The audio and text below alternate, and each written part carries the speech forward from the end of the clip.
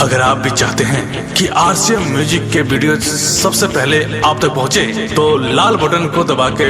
Channel को subscribe जरूर करें और साथ में बेल आइकन को दबाना ना भूलें।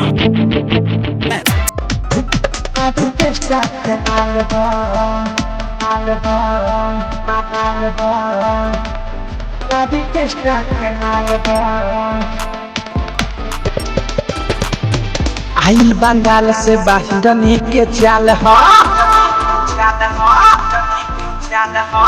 आइल बंगाल से बाहरनी के चाल हो, कमर हिला के तपहरत बावाल हो, देखो एक गोरे गोरे गाल हो,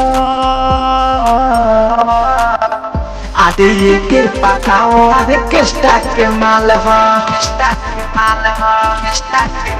आधे के पकाओ आधे किस्टा के माल हो,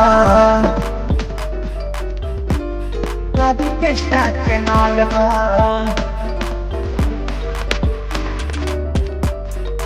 आधे किस्टा के माल हो, आधे किस्टा के माल हो। लूटा बरतिया हो तुम के रतिया हो, देखो न अपन देखावे घूम के छोटी के पटिया हो, छोटी के पटिया। लूटा बरतिया हो तुम के रतिया हो, देखो न अपन देखावे घुमा के है चोली के पटिया हो, बातें गजब बोलाई बायो जब के चीज हाथ भीतरी घुसा के सजाए के गीज ढोढ़ी खड़ खड़ी खाल हो, आधे के पताओ आधे किस्टा के माल हो, आधे के पताओ आधे किस्टा के माल हो, आधे किस्टा के माल हो,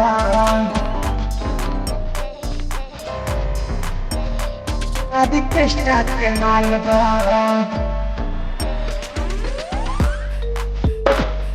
आधे किस्टा के माल हो।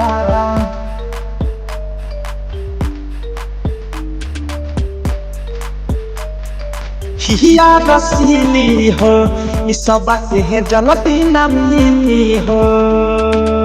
डीजे पर कमर हिलावे एक मदर पवा पटी हो, सुन हिया रसीली हो इस बात है जलती न मिली हो, डीजे पर कमर हिलावे एक मदर पवा पटी हो, कके चुमा चाटिए करके खसावा भूले जाइब पुरन के आई न याद, देख के फरमा के सभे बेहाल हो, आधे के पताओ आधे किस्टा के माल हो, आधे के पताओ आधे किस्टा के माल हो, आधे किस्टा के माल हो,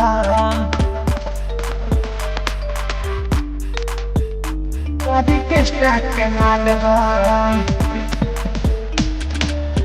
आधे किस्टा के माल हो।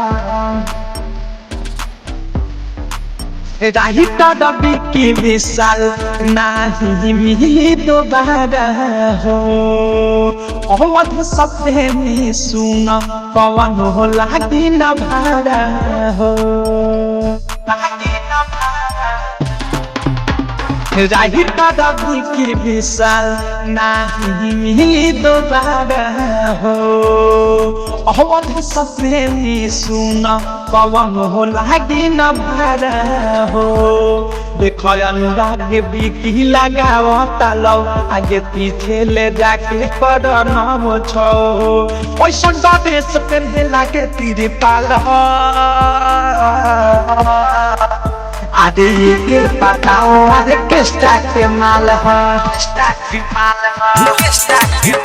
आदि के बताओ आदि किस्ता के माल हो आइल बंगाल से बाहिरनी के चाल हो